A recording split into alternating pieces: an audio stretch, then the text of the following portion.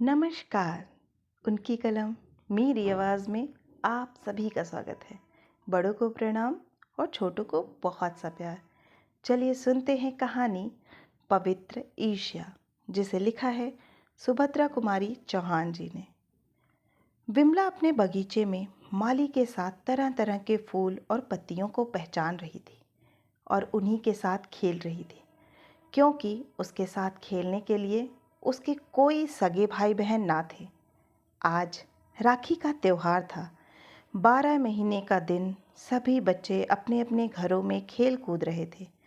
इस चहल पहल में किसी को आज विमला की याद न रही, इसीलिए वह बिल्कुल अकेली पड़ गई थी। अचानक उसकी दृष्टि सड़क पर हरी हरी साड़ियों से सजी हुई कुछ स्त्रियों और बालिकाओं पर पड़ी, जिनके हाथों में चांदी के समान चमकती हुई थालियों में फूल माला, फल फूल और नारियल के साथ रंग बिरंगी राखियां चमचमा रही थीं। उसी समुदाय में विमला की सखी चुन्नी भी थी। चुन्नी को देखकर विमला चुप न रह सकी। कौतूहलवश पुकार उठी, इतनी सज सजा के कहाँ जा रही हो चुन्नी? ये थाली में क्या लिए हो चमकता हुआ? चुन्नी विमला की अनभिज्ञता पर हंस पड़ी। बोली, इतना भी नहीं जानती हो विन्नो? आज राखी है ना, हम लोग भगवान जी के मंदिर में पूजा करने जाती हैं। वहाँ से लौटकर फिर राखी बांधेंगी। किसे बांधेंगी राखी? विमला ने उत्सुकता से पूछा। इस प्रश्न पर सब खिलखिलाकर हंस पड़ी। विमला शर्मा गई। चुन्नी विमला की सहेली थी। अपनी सखी के ऊपर इस प्रकार सबका हंसना उसे भी अच्छा नहीं लगा। वह विमला के पास आकर बोली, विन्नो, अभी हम लोग भगवान जी की पूजा करके उन्हें राखी बांधेंगी, फिर घर आकर अपने अपने भाइयों को बांधेंगी। तुम भी चलो ना हमारे साथ। पर मैंने तो अभी अम्मा से पूछा ही नहीं। माँ से पूछकर मंदिर में आ जाना। यह कहकर चुन्नी चली गई। विमला अपने हृदय में राखी बांधने की प्रबल उत्कंठा लिए हुए बड़े उत्साह से माँ के पास आई। उसकी माँ कमला बैठी कुछ पकवान बना रही थी। वह 9 बरस की बालिका घर में बिल्कुल अकेली होने के कारण अब भी निरी बालिका थी। वह माँ के गले में दोनों बाहें डालकर पीठ पर झूलकर बोली, मैं भी राखी बांधूंगी माँ। तू किसे राखी बांधेगी बेटी? माँ ने किंचित उदासी से पूछा। तुम जिसे कह दोगी माँ, विमला ने सरल भाव से कह दिया। किंतु माँ की आंखों के आंसू रुक न सके। कुछ क्षणों में अपने को कुछ स्वस्थ पाकर कमला ने कहा, तेरी किस्मत में राखी बांधना लिखा ही होता तो क्या 4 भाइयों में से एक भी न रहता? राखी का नाम लेकर जला मत बेटी, चुप रह। माँ के आंसुओं से विमला सहम सी गई। कहाँ के और किसके 4 भाई? वह कुछ भी ना समझी। हाँ, वह इतना ही समझी कि राखी के नाम से माँ को दुख होता है, इसलिए राखी का नाम अब माँ के सामने नहीं लेना चाहिए। पर राखी बांधने की अपनी उत्कंठा को वह दबा न सकी। किसे राखी बांधे और कैसे बांधे? इसी उधेड़-बुन में वह फिर बगीचे की ओर चली गई। फाटक के नज़दीक चुपचाप बैठकर वह गीली मिट्टी के लड्डू, पेड़ा, गुझिया और तरह तरह के पकवान बनाने लगी। किंतु राखी की समस्या अभी तक उसके सामने उपस्थित थी। इसी समय रोली का टीका लगाए, फूलों की माला पहने और हाथों में चमकती हुई राखियां बांधे हुए उसके पास अखिलेश आया। वह अपना वैभव विमला को दिखलाना चाहता था, क्योंकि विमला और उसमें मित्रता होने के साथ साथ सदा इस बात की भी लाग डांट रहती थी कि कौन किससे किस बात में बढ़ा चढ़ा है। दोनों सदा इस बात को सिद्ध करना चाहते थे कि हम तुमसे किसी बात में कम नहीं हैं। विमला पकवान बनाने में इतनी तल्लीन थी कि अखिलेश का आना उसे मालूम ना हो सका, और दिन होता तो शायद विमला के इस प्रकार चुप रह जाने पर अखिलेश भी चला जाता। परंतु आज तो उसे विमला को अपनी राखियां दिखलानी थी। उस पर यह प्रकट करना था कि देखो विमला, मुझे जो सम्मान प्राप्त है वह तुम्हें नहीं। इसलिए उसने विमला को छेड़ा। विन्नो, यह तुम्हारे मिट्टी के लड्डू कौन खाएगा जो इतने ढेर से बनाए जा रही हो? विमला के हाथ का लड्डू गिरकर टूट गया।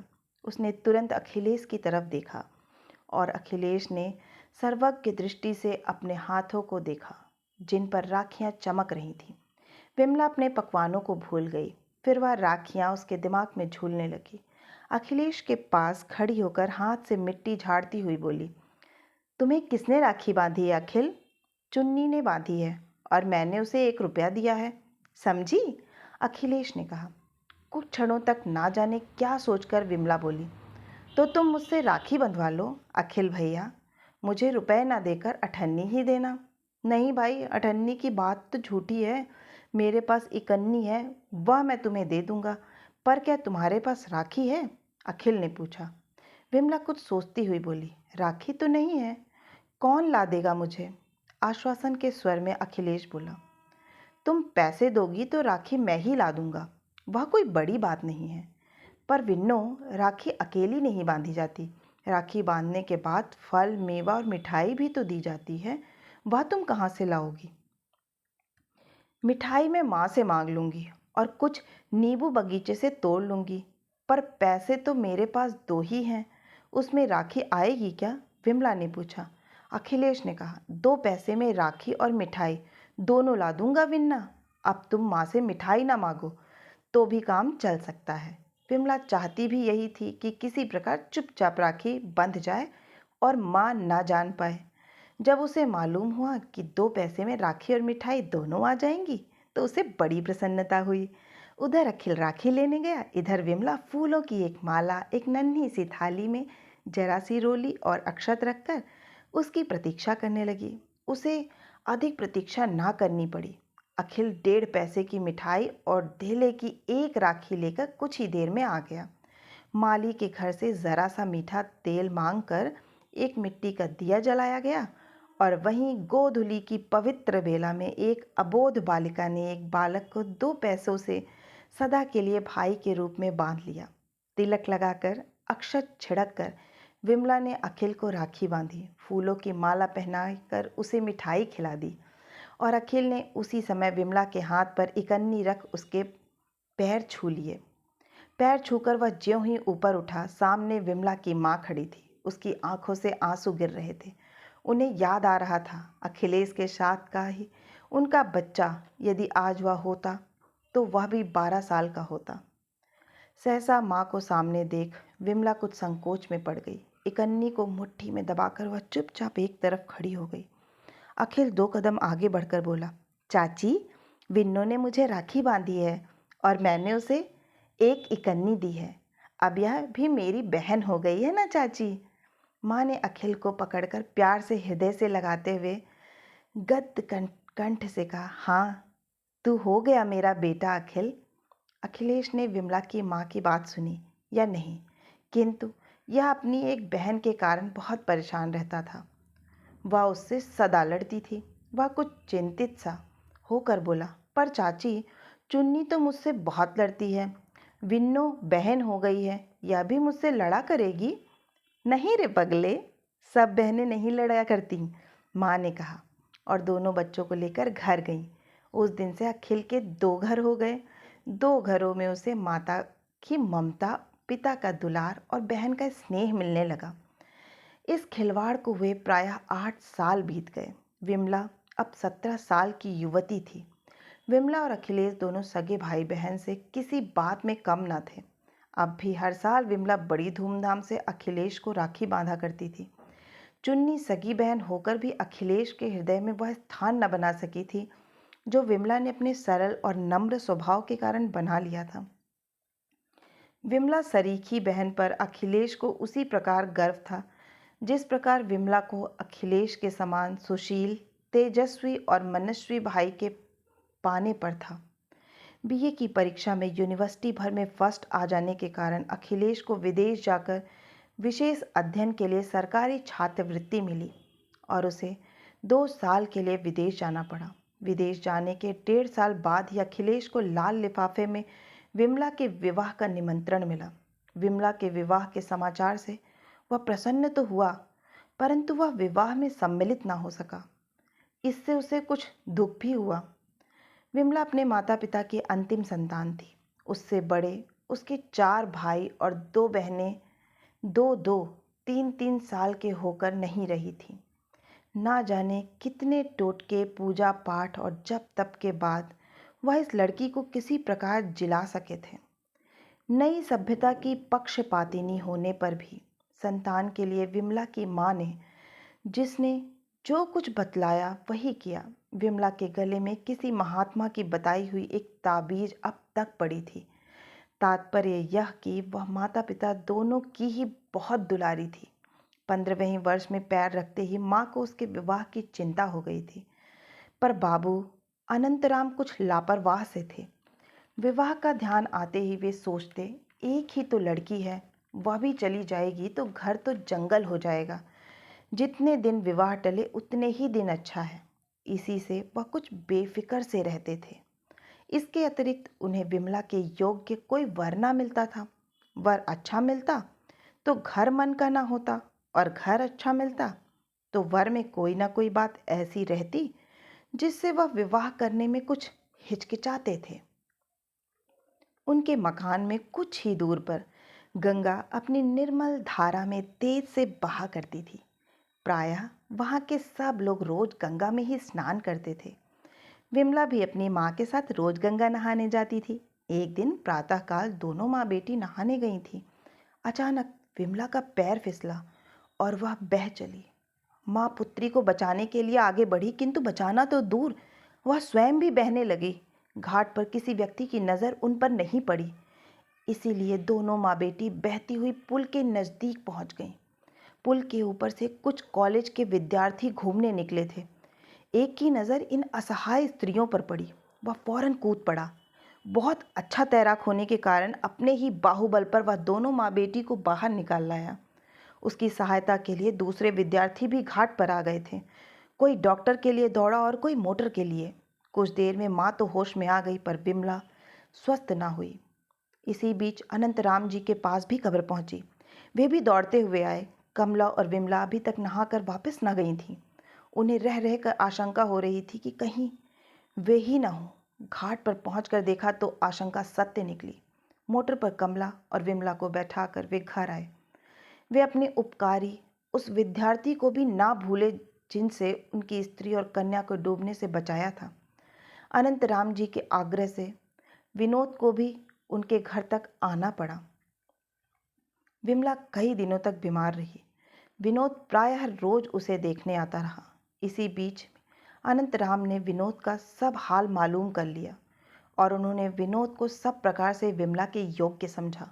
उन्होंने ईश्वर को कोटिशः धन्यवाद दिया जिसने घर बैठे विमला के लिए योग्य पात्र भेज दिया था। विनोद बसंतपुर का निवासी था और यहाँ कॉलेज में एमए फाइनल में इसी साल बैठने वाला था। परिवार में पिता को छोड़कर और कोई ना था। पिता डिप्टी कलेक्टर और बसंतपुर के प्रसिद्ध रईस थे। विनोद स्वयं बहुत सुंदर, स्वस्थ, तेजस्वी और मनस्वी नवयुवक था। अन्य नवयुवकों की तरह उसमें उच्छृंखला नामक मात्र को नहीं थी। वह विमला को देखने आता था अवश्य, पर जब तक अनंतराम जी स्वयं उसे अपने साथ लेकर भीतर न जाते वह कभी अंदर न आता। उसके इस व्यवहार और अध्ययनशीलता तथा उसकी विद्या और बुद्धि पर अनंतराम और उनकी स्त्री दोनों ही मुग्ध थे और इसीलिए अपनी प्यारी पुत्री को उन्होंने विनोद को सौंप दिया। विनोद भी विमला के शील स्वभाव पर मुग्ध था। इसके पहले उसने विवाह की तरफ सदा अनिच्छा ही प्रकट की थी, किंतु विमला के साथ जो विवाह का प्रस्ताव हुआ तो उसे वह टाल ना सका, प्रसन्नता से स्वीकार ही किया। विनोद विमला को इतना अधिक चाहते थे कि विवाह के बाद वह 2-3 महीने तक माँ के घर वापस ना आ सकी। विनोद उसे रोकते ना थे, पर विमला जानती थी कि उसके जाने के बाद उन्हें कितना बुरा लगेगा। माता पिता से मिलने के लिए कभी कभी वह बहुत विकल भी हो जाती थी। उसकी इस विकलता से विनोद को भी दुख होता था, किंतु वह विमला का क्षणिक वियोग भी सहने को तैयार न था। यहाँ तक कि उसने अपने मित्रों से मिलना जुलना बंद सा कर रखा था। उसका अधिकांश समय उनके शयनागार में ही बीतता। वहीं वह पढ़ते लिखते और विमला वहीं उनकी आंखों के सामने रहती। विवाह के 3 महीने बाद विनोद के पिता की बदली उसी शहर में हो गई जहाँ विमला का मैका था। विमला और विनोद दोनों ही इससे प्रसन्न हुए। अब विमला को माता से मिलने की भी सुविधा हो गई और विनोद का भी साथ न छूटता था। अब वह प्रायः दूसरे तीसरे दिन घंटे 2 घंटे के लिए आकर अपने माँ बाप से मिल जाया करती थी। इसी प्रकार एक दिन विनोद के साथ विमला अपनी माँ के घर आई। विमला तो अंदर चली गई। विनोद वहीं हॉल में आई चिट्ठियों को देखने लगे। एक पत्र विदेश से आया था। लिखावट उसके मित्र और सहपाठी अखिलेश की थी। पत्र था विमला के लिए।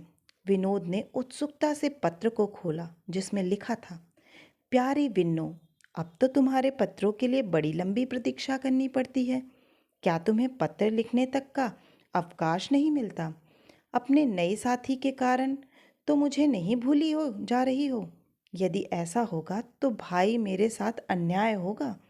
पत्रों का उत्तर तो कम से कम दे दिया करो। चाची को प्रणाम कहना। और अब पत्र देर से लिखा तो मैं भी नाराज हो जाऊंगा, समझी? तुम्हारा अखिलेश। पत्र पढ़कर विनोद स्तंभित से रह गए।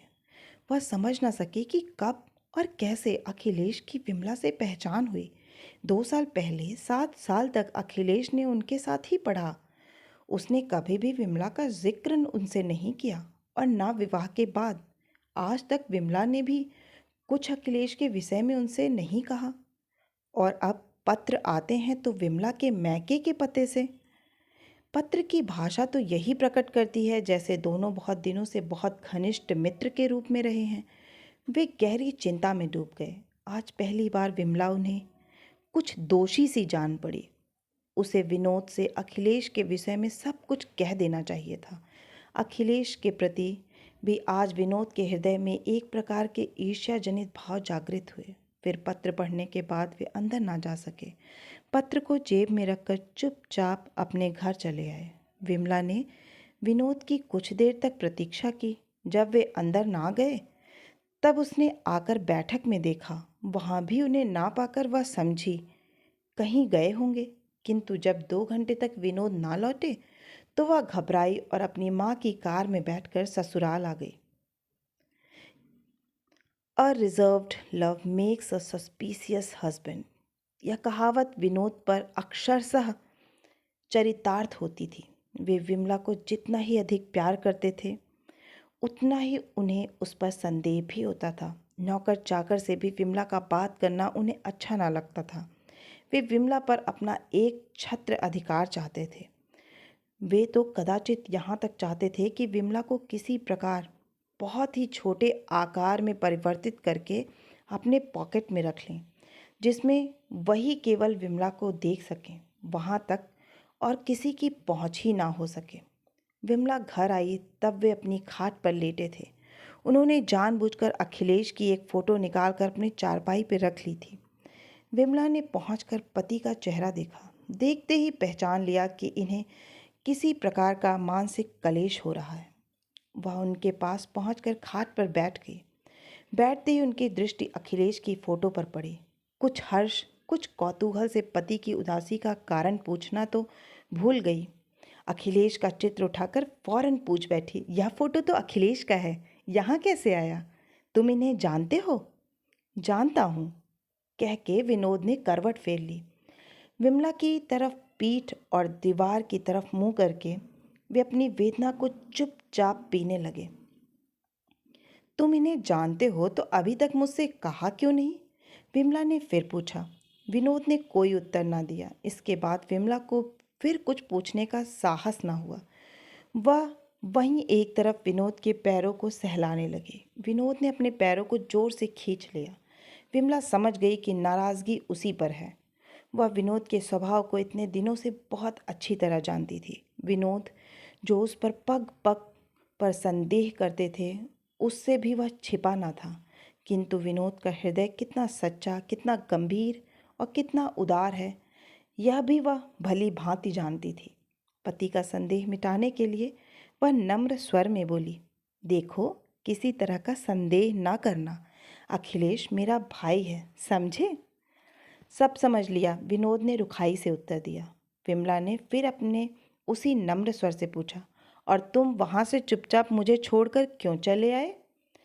चला आया मेरी खुशी। तुम्हें अपने साथ नहीं लाना चाहता था, फिर भी तुम क्यों चली आई? 2-3 दिन माँ के साथ रह लेती, विनोद ने तीव्र स्वर में कहा। कहने को तो विनोद यह बात कह गए, किंतु इस 2 ही घंटे में उनके हृदय की जो हालत हुई थी वह वही जानते थे। कई बार स्वयं जाने के लिए उठे, फिर आत्माभिमान के कारण ना जा सके। नौकर को तांगा लेकर भेज ही रहे थे कि विमला आ पहुंची। विमला के आने से पहले वह उसके लिए बहुत विकल थे, किंतु उसके आते ही वे तन गए। विमला यह समझती थी, इसलिए उसे कुछ हंसी आ रही थी, परंतु फिर भी अपनी हंसी को दबाती हुई बोली, तो तुम मुझसे कह के आते कि तुम यहाँ 2-3 दिन रह सकती हो, तो मैं रह जाती। अम्मा तो रोक रही थी। कहो तो अब चली जाऊं? हाँ हाँ, चली जाना, विनोद ने मुंह से ही कहा, लेकिन हृदय कहता था कि खबरदार, अगर यहाँ से हिली भी तो ठीक न होगा। विमला बोली, अच्छा बाबूजी, कचहरी से लौटेंगे तो उन्हीं की कार में चली जाऊंगी। किंतु बाबूजी के कचहरी से लौटने के पहले ही दोनों का मेल हो गया। विमला को फिर माँ के घर जाने की आवश्यकता न पड़ी। इसके बाद विनोद को विमला ने अपने और अखिलेश के संबंध में सब कुछ बतलाया। उसी दिन विमला को यह भी मालूम हुआ कि अखिलेश विनोद का सहपाठी होने के साथ ही साथ अभिन्न हृदय मित्र भी है। यह जानकर भी कि अखिलेश विमला का राखी बंद भाई है, ना जाने क्यों विनोद का अखिलेश के प्रति विमला का स्नेह भाव सहन न होता था। साथ ही साथ वह अखिलेश का अपमान भी न सह सकते थे, क्योंकि वह अखिलेश को भी बहुत प्यार करते थे। आषाढ़ का महीना था और इसी महीने में अखिलेश विदेश से लौटकर आने वाले थे। एक दिन विमला की माँ ने विमला से कहला भेजा कि आज शाम की ट्रेन से अखिलेश लौटेंगे, स्टेशन चलने के लिए तैयार रहना, मैं कार भेज दूंगी।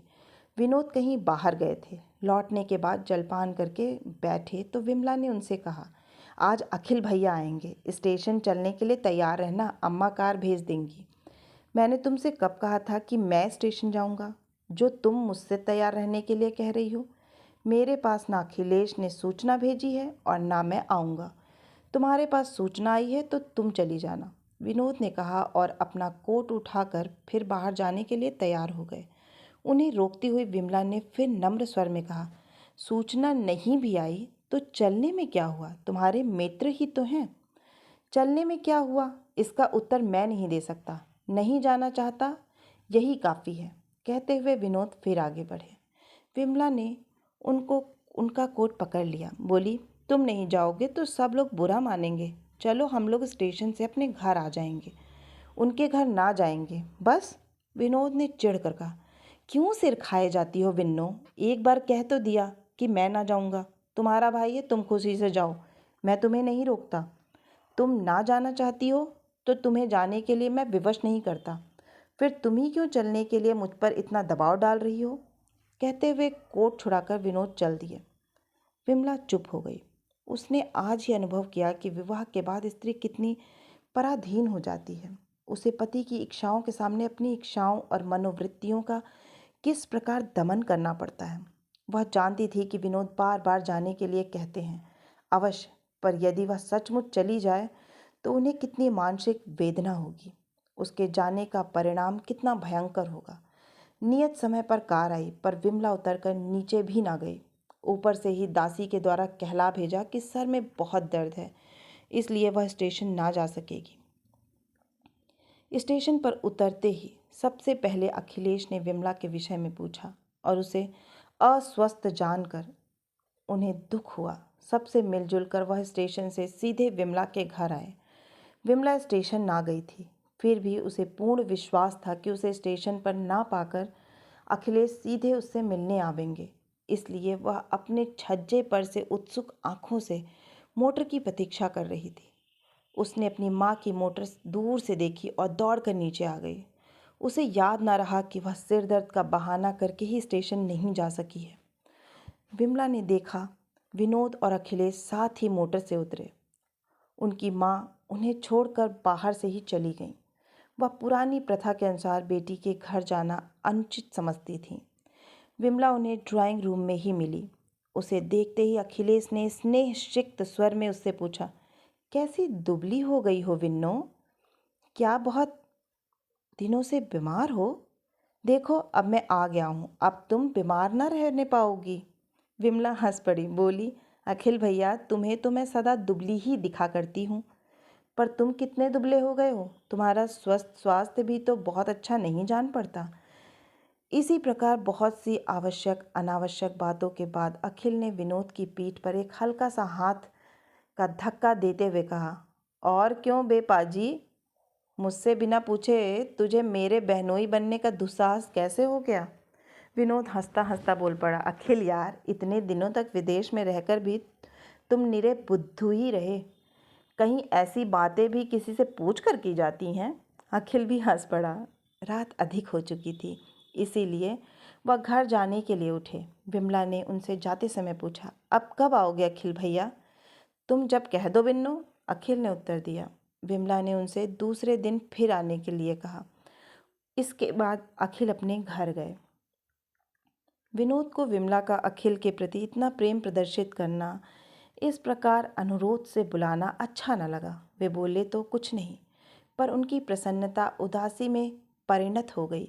उनके कुछ न करने पर भी उनकी भावभंगी और व्यवहार से विमला समझ गई कि विनोद को कुछ बुरा लगा है। विनोद ने विमला के बहुत आग्रह करने पर अपने हृदय के सब भाव उसे साफ साफ कह दिए। उन्होंने यह भी कहा कि उन्हें विमला का अखिलेश के प्रति इतना अधिक स्नेह भाव संदेहात्मक जान पड़ता है। विमला ने अपने प्रयत्न भर उनके संदेह को दूर करने की कोशिश की और अंत में उन्हें यहाँ तक आश्वासन दिया कि यदि विनोद न चाहेंगे तो विमला अखिलेश से कभी मिलने भी नहीं जाएंगी। किंतु इतने वर्षों का संबंध कुछ घंटों में ही तोड़ देना बहुत कठिन है। दूसरे दिन अखिलेश के आते ही विमला यह भूल गई कि रात के समय क्या क्या बातें हुई थी। वह फिर अखिलेश से उसी प्रकार प्रेम से बातें करने लगी। किंतु कुछ ही क्षण बाद विनोद की मुखाकृति ने उसे रात की बातों को याद दिला दिया। वह कुछ गंभीर हो गई। उसकी आंखें करुणा और विवशता से झलक आईं। विमला की आंखों में करुणा का आविर्भाव होना स्वाभाविक ही था, क्योंकि वह हृदय से दुखी थी। उस पर जो संदेह था वह निर्मूल था। वह जिस मर्मातक पीड़ा का अनुभव कर रही थी, उसे वही समझ सकता है जिसका पवित्र संबंध कभी संदेह की दृष्टि से देखा गया हो। विमला प्रयत्न करने पर भी अपनी आंखों की करुणा छिपा न सकी। उसने एक दो बार अखिलेश की ओर देखा और थोड़ी बातचीत भी की, किंतु अपनी विवशता या कातरता प्रकट करने के लिए नहीं, किंतु यह प्रकट करने के लिए कि उसके इस व्यवहार और उदासीनता से अखिलेश यह समझ न बैठे कि उनका किसी प्रकार का अपमान हुआ है। विमला की दृष्टि और व्यवहार से विनोद का संदेह और बढ़ गया। ये विमला के प्रत्येक भाव भंगी और को बड़े ध्यान से देख रहे थे, और जितना ही वे उस पर विचार करते उनका संदेह गहरा होता जाता। यह अखिलेश ने भी देखा कि आज विमला और विनोद दोनों ही कुछ अस्वस्थ और अनमने हैं, किंतु उनकी अस्वस्थता के कारण अखिलेश ही हो सकते हैं, यह वह सोच भी नहीं सके, क्योंकि विनोद और विमला दोनों के प्रति उनका पवित्र और प्रगाढ़ प्रेम था। उस स्नेह भाव को ध्यान में लाते हुए उदासी का कारण अपने आप को समझ लेना अखिलेश के लिए आसान न था, किंतु फिर भी विनोद और विमला दोनों के ही व्यवहार ने आज उन्हें आश्चर्य में डाल दिया। वह ना जाने किस विचारधारा में डूबे हुए अपने घर गए। जाते समय कुछ हिचक और कुछ संकोच के साथ विमला ने उनसे कहा, कभी कभी आया करना अखिल भैया। विनोद उठकर अखिल के साथ हो लिए। बातचीत करते करते विनोद अखिल के घर तक पहुंच गए। उन्होंने अखिल के साथ ही भोजन भी किया। दोनों का प्रेम सच्चा था। उनका स्नेह इतना निष्कपट था कि विनोद अपने संदेह को भी अखिल से ना छिपा सके। उन्होंने अखिल से यहाँ तक कह दिया कि भाई अखिल, यदि तुम मुझे सुखी देखना चाहते हो तो विमला से जरा कम मिलो। मैं यह जानते हुए कि तुम मेरे हितैषी हो, मेरे बंधु हो, विमला चाहे एक बार मुझसे कोई बात छिपा भी जाए, पर तुम न छिपा सकोगे। नहीं चाहता कि तुम विमला से अधिक मेल जोल रखो। अखिलेश, मुझे ऐसा जान पड़ने लगता है कि तुम्हारे स्नेह के सामने विमला के हृदय में मेरे स्नेह का दूसरा स्थान हो जाता है। तुम्हारा मूल्य उसकी आंखों में मुझसे कहीं ज़्यादा हो जाता है। यह बात तो सच है, क्योंकि मैं उसका भाई हूँ।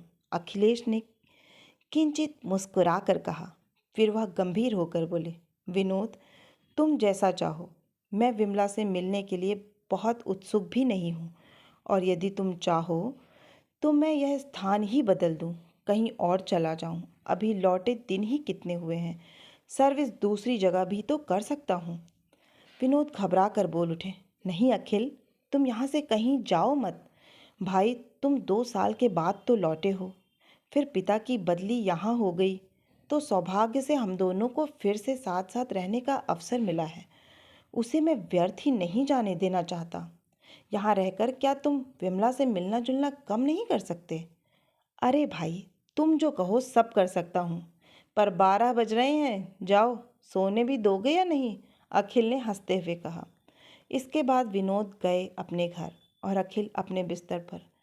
पूरा 1 महीना बीत गया। ना अखिलेश आए और ना विमला से उनकी कभी मुलाकात ही हुई। विमला इस बीच कई बार अपनी माँ के घर भी आ जा चुकी थी, किंतु अखिलेश से वहाँ भी ना मिल सकी। वह हृदय से तो अखिलेश से मिलना चाहती थी, पर मुंह से कुछ कहने का साहस ना होता था। एक दिन वह माँ के घर जा रही थी। रास्ते में उसे अखिलेश कहीं जाते हुए दिखे। विमला का हृदय बड़ी जोर से धड़कने लगा। एक बार उसकी तबीयत हुई कार रुकवा कर अखिलेश से उसके इस प्रकार ना आने का कारण पूछ ले, किंतु दूसरे ही क्षण उसे ख्याल आ गया कि वह अखिलेश के ना आने का कारण पूछ तो लेगी, किंतु इस तनिक सी बात का मूल्य उसे कितना अधिक चुकाना पड़ेगा। अपनी प्रसन्नता अप्रसन्नता की उसे उतनी परवाह ना थी। विनोद की शांति ना जाने कितने समय के लिए भंग हो जाएगी। उसकी मानसिक वेदना का विचार आते ही उसने कार बढ़वा ली, रुकी नहीं। पर उस दिन अखिलेश को वह दिन भर भूल न सकी। उसे वह दिन याद आ रहा था जिस दिन उसने 2 पैसे में अखिलेश को भाई के रूप में बांधा था। इसी प्रकार कुछ दिन और बीत गए। राखी का त्योहार आया। विमला आज अपने भ्रातृ प्रेम को रोक न सकी। वैसे तो चाहती तो माँ के घर जाकर वहाँ अपनी माँ के द्वार अखिलेश को बुलवा सकती थी, किंतु विनोद से छुपाकर वह कुछ भी न करना चाहती थी। इसीलिए वह विनोद के पास आकर कुछ संकोच के साथ बोली, आज राखी है, तुम मुझे अखिलेश भैया के घर ले चलना, मैं उन्हें राखी बांध दूंगी। विनोद किसी पुस्तक को एकाग्रचित्त से पढ़ रहे थे। विमला की बात कदाचित बिना सुने ही उन्होंने सिर झुकाए ही झुकाए कह दिया, अच्छा। विमला को मुंह मांगा वरदान मिला। उसने आगे और कोई बातचीत ना की। कौन जाने बातचीत के सिलसिले में कोई बहस छिड़ जाए और वह अखिलेश को राखी बांधने ना जा सके। आज विमला बहुत प्रसन्न थी। उसने कई तरह के पकवान जो अखिलेश को अच्छे लगते थे अपने हाथ से बनाए, तरह तरह के फल मंगवाए और शाम को राखी बांधने के लिए जाने की तैयारी करने लगी। एक दासी द्वारा उसने अखिलेश के पास संदेश भिजवा दिया कि आज शाम को 6 बजे हम दोनों अखिल भैया से मिलने आवेंगे। वे घर ही रहें, कहीं जाए नहीं। इस संदेश से अखिल को कुछ आश्चर्य न हुआ, क्योंकि उस दिन राखी थी। विमला दिन भर बड़ी उमंग और उत्सुकता से संध्या की प्रतीक्षा कर रही थी, किंतु शाम को जब 6 बज गए और विनोद ने अपनी पुस्तकों पर से सिर न उठाया, तो धीरे से जाकर वह विनोद के पास बैठ गई। विनोद ने सप्रेम दृष्टि से विमला की ओर देखकर कहा, कहो विन्नो रानी, आज कुछ खिलाओगी नहीं?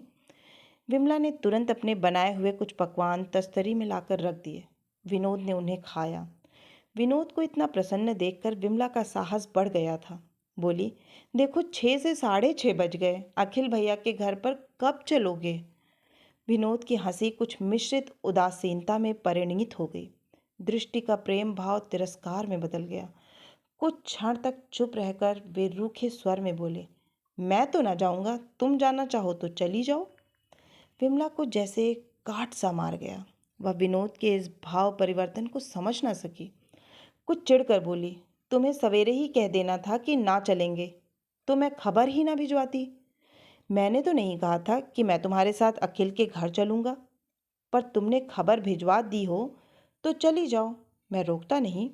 हाँ, एक बार नहीं, अनेक बार मैं तुम पर यह प्रकट कर चुका हूँ कि अखिल से तुम्हारा मिलना जुलना मुझे पसंद नहीं है। फिर भी तुम जैसे उसके लिए व्याकुल सी रहा करती हो। यदि तुम्हें मेरी मानसिक वेदनाओं का कुछ ख्याल नहीं है तो जाओ, पर मुझे क्यों अपने साथ घसीटना चाहती हो? विमला सहर उठी। कुछ देर बाद अपने को संभाल कर बोली, अखिल भैया से ही क्या, तुम ना चाहोगे तो मैं अम्मा और बाबूजी से भी ना मिलूंगी। विनोद ने विमला की बात का कुछ भी उत्तर नहीं दिया और बाहर चले गए। बाहर दरवाजे पर ही उन्हें उनके मित्र की बहन अंतो मिली, जो उनको भी बहुत ज़्यादा चाहती थी, भाई की ही तरह, और उन्हें राखी बांधने आई थी। विनोद इस समय किसी अतिथि के स्वागत के लिए तैयार न थे, विशेषकर यदि अतिथि स्त्री हो तो।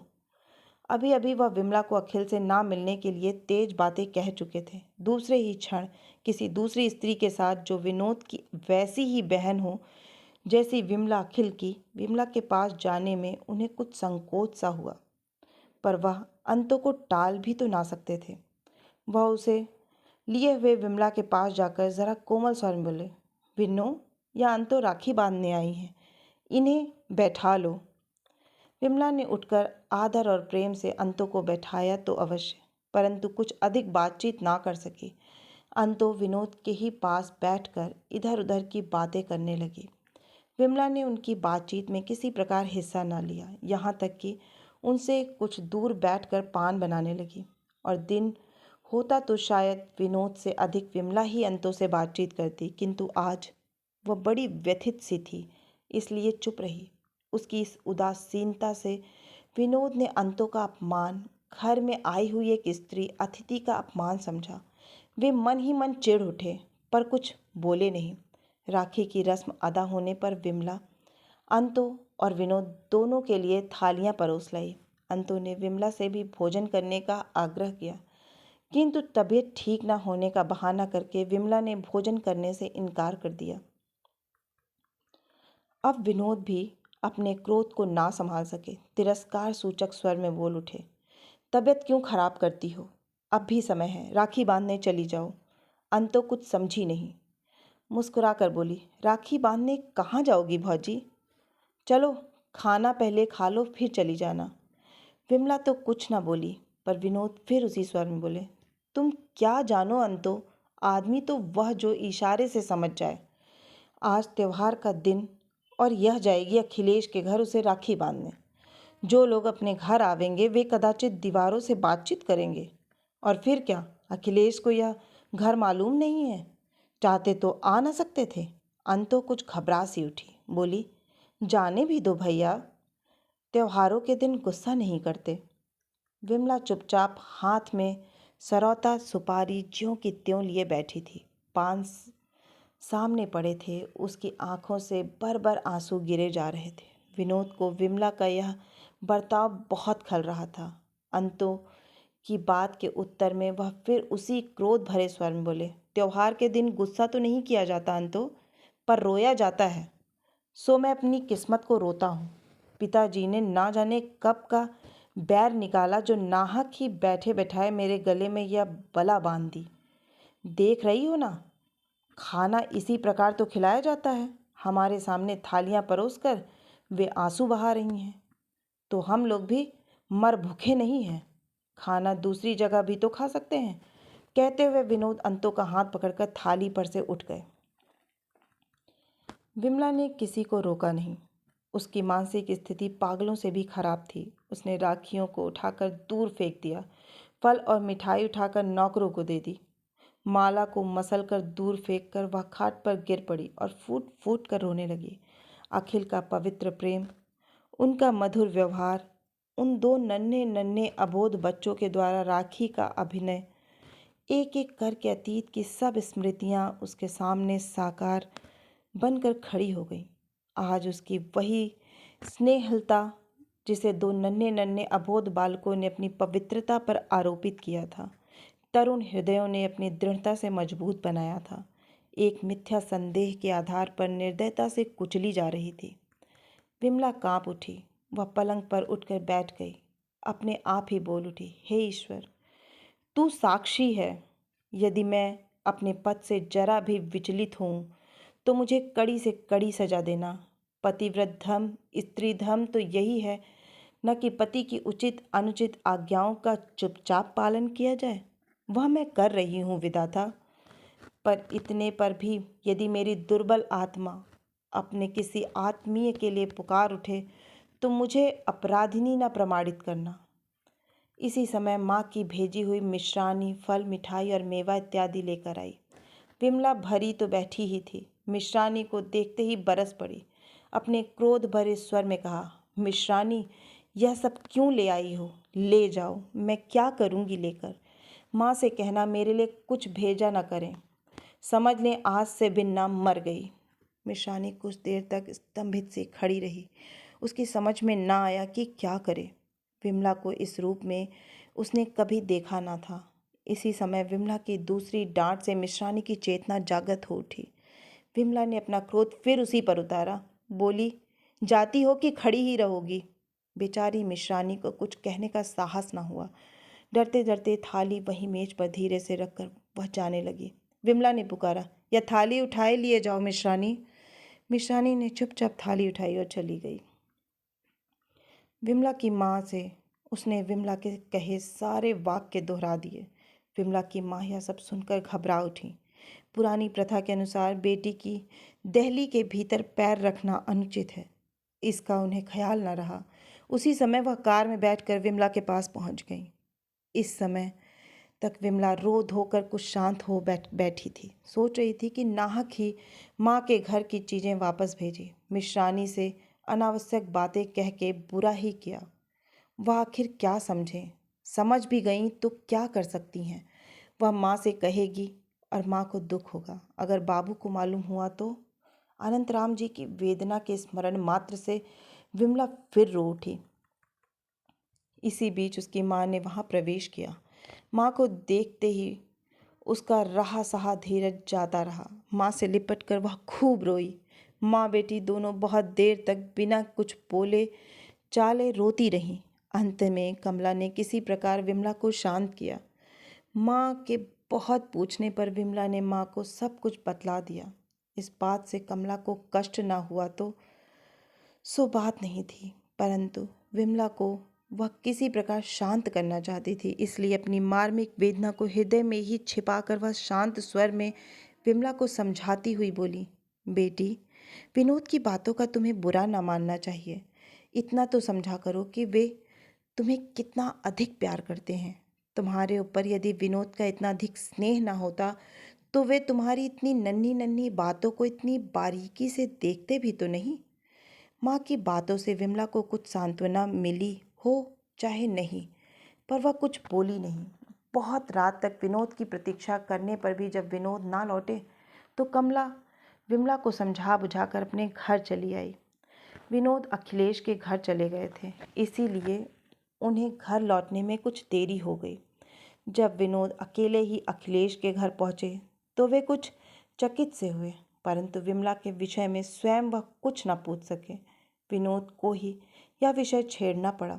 रात को बहुत सी बातें तो विनोद के ही द्वारा उन्हें मालूम हो चुकी थी। दूसरे दिन विमला की माँ से उन्हें और भी बहुत सी बातें मालूम हुई। अखिलेश कुछ विचलित से हो उठे। उन्हें अपने ही ऊपर क्रोध आया। उन्होंने सोचा, मैं भी क्या व्यक्ति हूँ जिसके कारण एक सुखी दंपति का जीवन दुखी हुआ जा रहा है।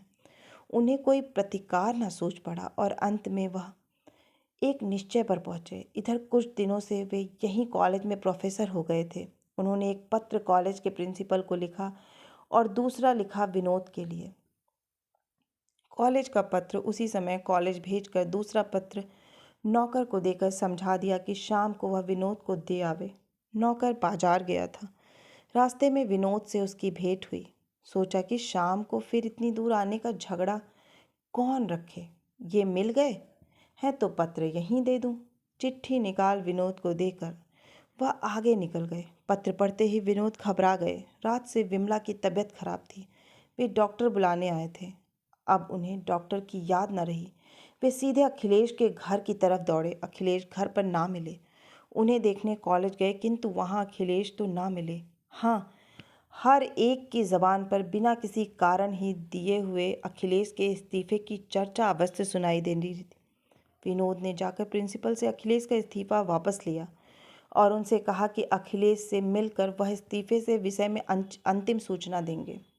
जब तक विनोद से उन्हें कोई सूचना ना मिले तब तक वे इस्तीफे पर किसी प्रकार का निर्णय ना करें। वहाँ से वे फिर अखिलेश के घर आए। दरवाजे पर तांगा खड़ा था, जिस पर अखिलेश का एक बैग और बिस्तर रखा था। विनोद के पहुंचने से पहले ही अखिलेश आकर तांगे पर बैठ गए। उसी समय पहुंचे विनोद। साइकिल वहीं फेंक कर अखिलेश की बगल में जा बैठे और सजल आंखों से बोले, चलो, कहाँ चलते हो अखिल? मैं भी तुम्हारे साथ चलता हूँ।